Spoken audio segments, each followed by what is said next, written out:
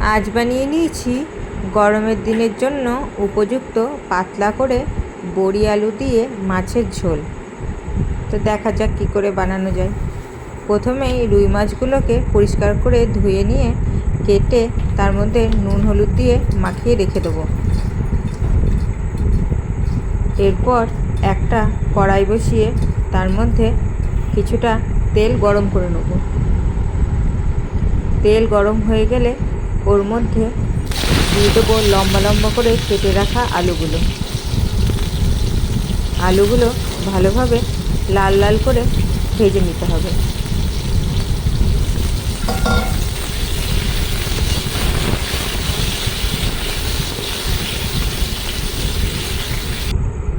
আলুগুলো লাল লাল করে ভাজা হয়ে গেলে তুলে রেখে দেবো।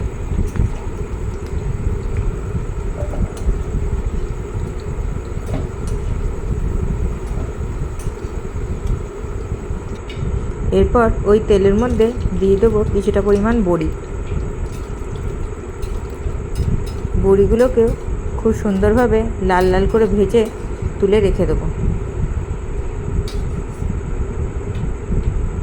এবার নুন হলুদ মাখানো মাছগুলোকে এক এক করে দিয়ে উল্টে পাল্টে লাল লাল করে ভেজে নিতে হবে।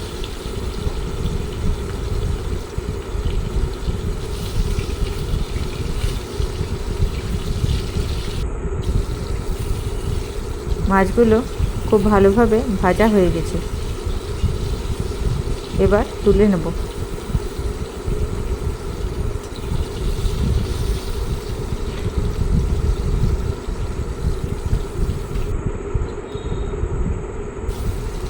এবার দিয়ে দেবো তেলের মধ্যে পেঁয়াজ, আদা আর রসুন একসঙ্গে বেটে রেখেছিলাম সেই বাটাটা।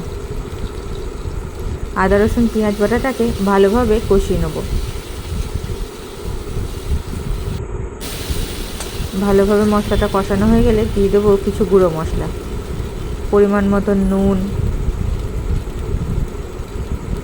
তারপর দিয়ে দেবো পরিমাণ মতন হলুদ, আর দিয়ে দেবো কিছুটা শুকনো লঙ্কা গুঁড়ো। ভালোভাবে পুরো মশলাগুলো কষিয়ে নিতে হবে।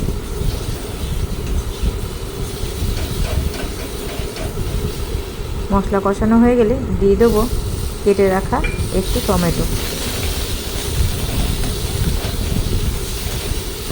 টমেটোটাকে ভালোভাবে গলিয়ে নিতে হবে। টমেটোটা ভালোভাবে গলে গেলে ওর মধ্যে দিয়ে দেবো আগে থেকে ভেজে রাখা আলু আর বড়ি। আলু আর বড়িটাকে মশলার সঙ্গে ভালোভাবে কষিয়ে নেব।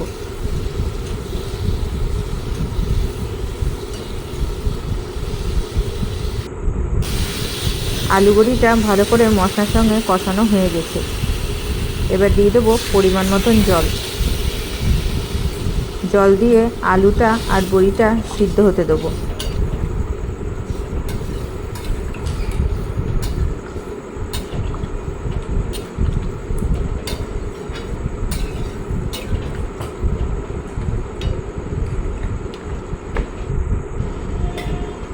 ঢাকা খুলে দেখে নেব যে আলুগুলো সিদ্ধ হয়েছে কিনা।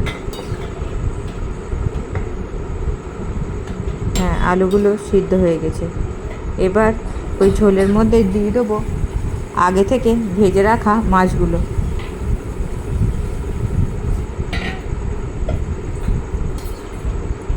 মাছগুলো দিয়ে ভালো করে ঝোলটাকে আরও 5 মিনিটের জন্য ফুটিয়ে নেব।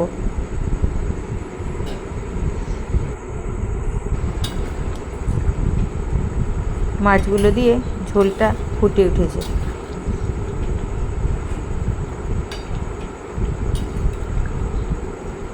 বড়িগুলো সিদ্ধ হয়ে গেছে।